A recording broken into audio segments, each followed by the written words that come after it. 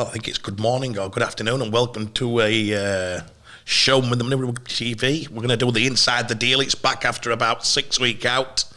I'm on my own on this one, so I think we'd like to do it with, I think Matt Shaw were actually booked in to do it, but I don't know what happened. But anyway, we're going to do it. So there's been 3 deals we can talk about. I think the first one, Cam Smith.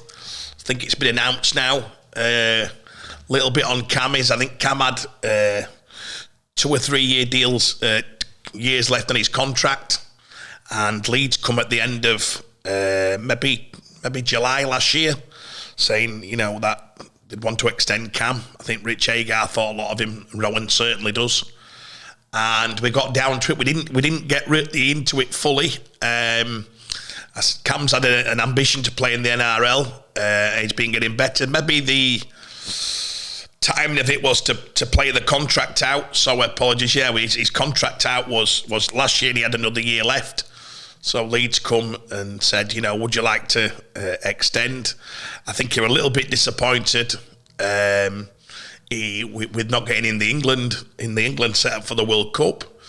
But one thing I want to state on this one is when we got back to talks this year, you've got 2 choices as a player. You either play your contract out, which is start talking to clubs from June the 1st, or you extend and look what's best for you and your family. And Cameron had a massive desire to stay at Leeds, a massive desire to wear the 13 shirt, and certainly one day I think his ambitions to be the captain of Leeds. But as I said, all this NRL thing was always hanging about. It's something that when I met him at 16, he made it clear to me then that he wanted to play in Australia. So massive call by Cameron to commit to Leeds for the next 4/5 years. I think it'll take him into his testimonial year. So it's massive. He made his debut at 17. So by the time he's 27, he'd have done 10-year service. We all think Cameron can become the player for Leeds and England and everywhere. We all think he can. We finally got it done, and Leeds announced last week.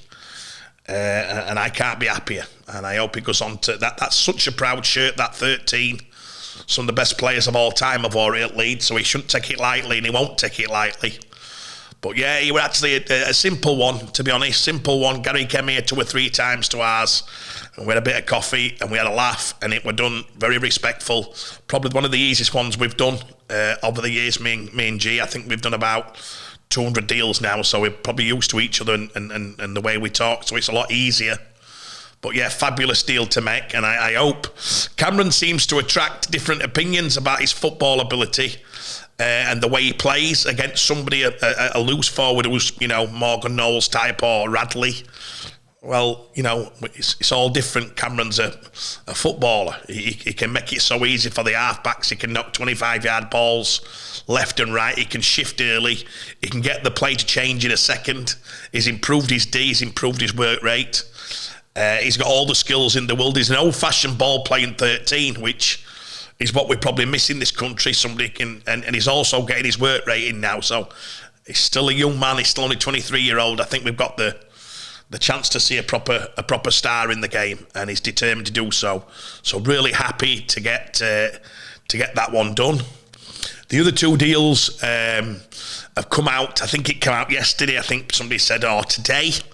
And that is Cam Pearce-Paul, and that is young Will Pryce. I don't know what to say about this. As a lover of Super League, I think it's disappointing that we're using our best talent, but it's inevitable. I'm going to be involved in deals like that myself, so I can't stand here and say, I want them to stay in Super League, because if these young men have got dreams and they get an opportunity to play in the biggest comp in the world, they're going to do so. It's up to our game and IMG to make them stay, and at the moment it's a losing battle. Again, don't quote me on that. I'm not trying to be somebody who's trying to change. I'm just saying at the moment we shouldn't be losing our top young talent in the game. And if people from outside of the sport realise what these guys will be on, you're probably going to realise why they have gone and why it's such a good opportunity, because the game doesn't allow, with the salary cap, for you to keep these young men within a cap sport.